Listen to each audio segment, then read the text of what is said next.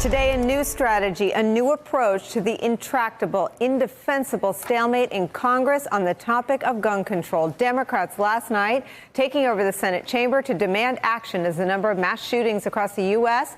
thus far in 2019 has outpaced the number of days in the year. 53 innocent people gunned down in such attacks last month alone. That's according to the New York Times. And another school year underway with most children in this country taking part in active shooting drills as a new way of life in American schools. Democratic senators out of patience. Well, the last I checked the Constitution, it's our responsibility here in the Senate and House to act, not to hide behind the skirts of the president.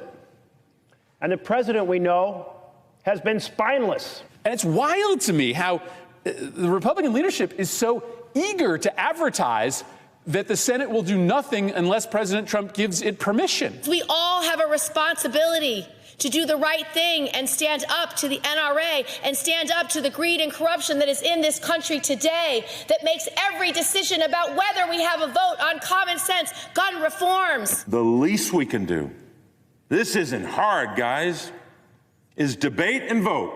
Debate and vote. Is that hard? I have 2 grandsons and a granddaughter that are now in school.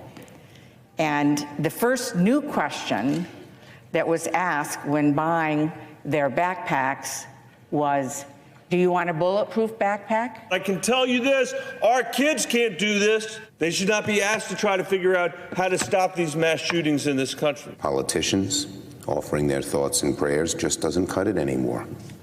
It's put up or shut up. Leader McConnell, Senate Republicans, what will you do? So Mitch McConnell, what he's going to do is insist that he's waiting on the White House. I want to know what the president supports. It's not unimportant to my members.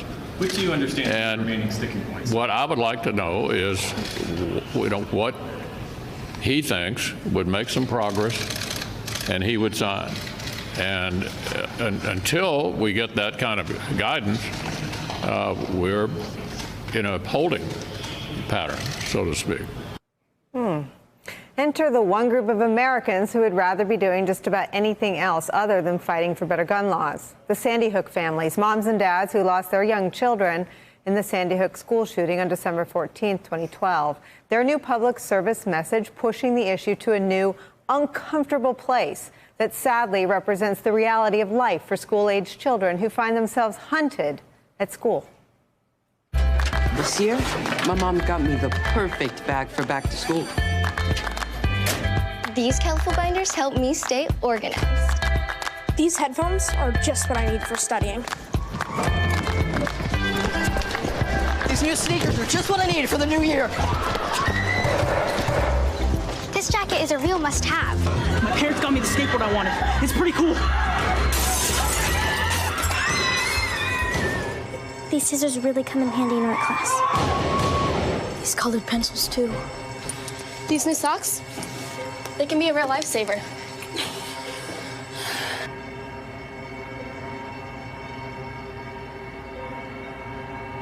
I finally got my own phone to stay in touch with my mom.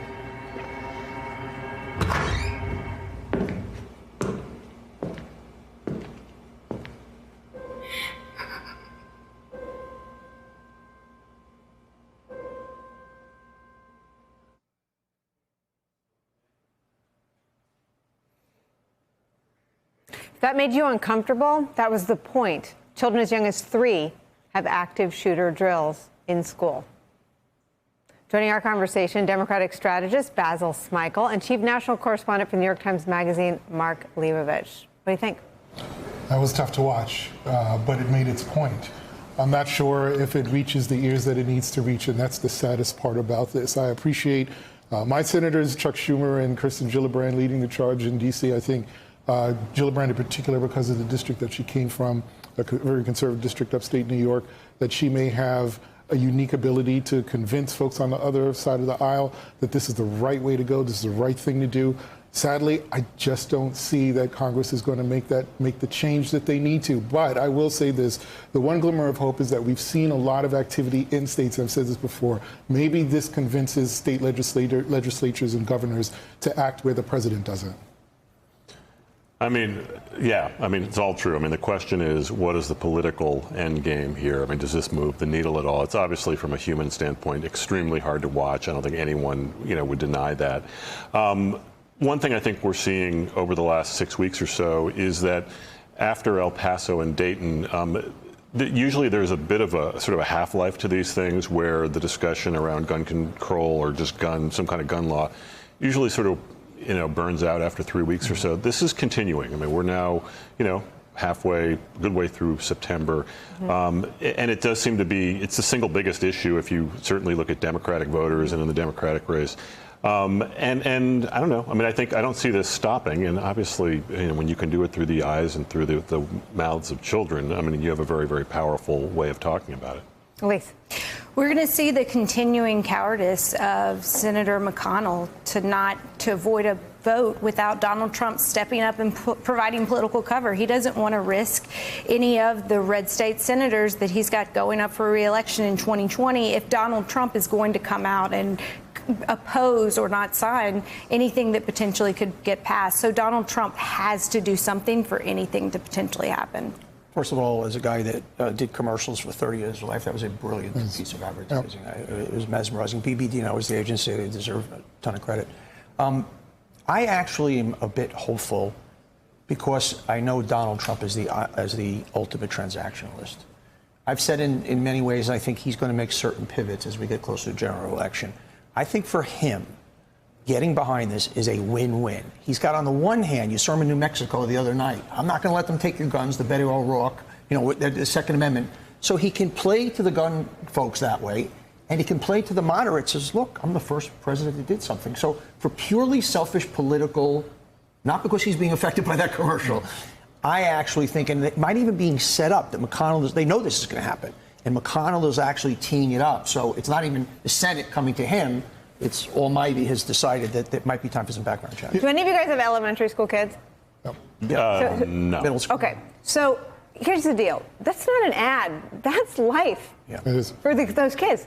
And you talk to people in the mental health universe, childhood and pediatric anxiety is through the roof. If you're going to say, I'm not taking the guns off the streets, I'm not taking the guns from the people who have no, a mass shooter doesn't have any hesitation walking in and carrying out their mass shooting in a school. I was on the air an hour after the Parkland shooting started. I mean, it's not just an ad. I mean, this is reality for American children. Bulletproof backpacks are a thing. Cell phones in class are a thing. A lot of kids have typed, I love you, Mom, thinking they weren't coming home. I mean, it's not just about an ad and an intractable debate. If we're not going to take the guns away, then we should be plussing up mental health services for young kids who are terrorized. So to that point, and I think this is an important point about that ad, it doesn't ghettoize the debate. And what I mean by that is it takes it away from this being an urban issue when, Republicans are very quick to say, well, look at Chicago. Well, look at, not so much New York anymore, but look at these other cities where you see this gun violence.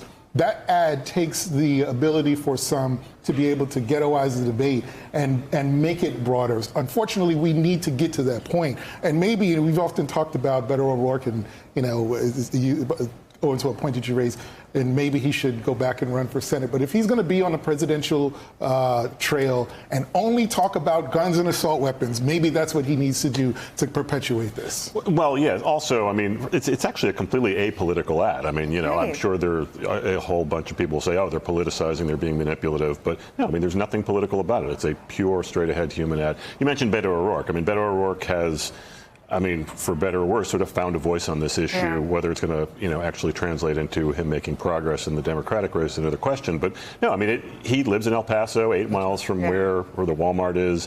It's transformed him and his campaign, if not the direct trajectory of it. And if nothing else, I mean, Beto O'Rourke, can respond to a resident issue, and this is as resident as an issue as there is. And he baited Donald Trump into a Twitter war. I think the president attacked him on Twitter this morning. Dummy Beto made it much harder to make a deal. Really? convinced many that Dems just want to take your guns away, will continue forward.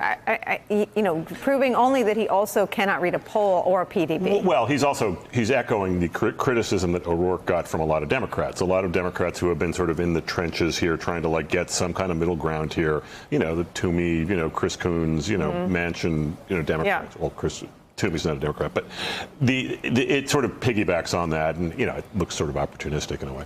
You talk a lot about things that hit people in the gut. Do you think this issue is moving out of sort of the muck of stalemate and sort of into people's guts? Because this isn't just about being a victim. I'm not trying to minimize that, but that is, thank God, not an experience everybody has, staring down the barrel of a gun. But sending your kid to school and having them come home and explain to you the difference between a fire drill and an active shooter drill is something. It's the kid thing, and it's almost the range of the mass shootings. You couldn't have said, okay, let's take the most Americana places, a school, a mall, church, a rock concert, a synagogue. Theater, I think the cumulative effect where things become important when people couldn't personalize them. So obviously when a synagogue was a mass shooting, it affected all of us, but clearly somebody goes to the synagogue is going to affect it more. And you could do that math. So I think that combination, that it's hit so many kind of touch points, we are at a moment in time. And I do believe the president's ego is going to work in our favor at this point. And I think he's going to want that on his resume. All right, I'm going to put all of you on the spot. Feel free to pass. But anecdotally, I hear more and more people, moms, people that I know outside of work, saying that there are things they don't do anymore because of their fear, whether sporting events, amusement parks. Is there anything any of you don't do anymore? I think very carefully before going to a concert. I avoid, if my kid loves Ariana Grande, that's her favorite, I'll go. After that, I'll find another excuse. Honestly, she doesn't know that, by the way. Not really, but I think I've accepted the inevitability that I could get caught in a shooting the same way that, I could be in the wrong place in Iraq and a mortar or a rocket happens to hit. And that's a very bizarre way to think about your own country. Yeah, it's really hard these days to go into a big crowded place, whether it's a baseball game or a movie theater, and just without at least thinking about it. I mean, not looking for the exits or maybe looking for the exits, just sort of thinking about it and just wonder, why hasn't this place been shot up yet? Now, I haven't changed my behavior, but we were talking about college earlier. People used to say they knew I was from New York because every time I stepped out of my front door or a front door, I would always look both ways before I moved away. The point being that there was a conditioning since I was a child to behave this way and to be vigilant. So my behavior is not going to change, but it's in me.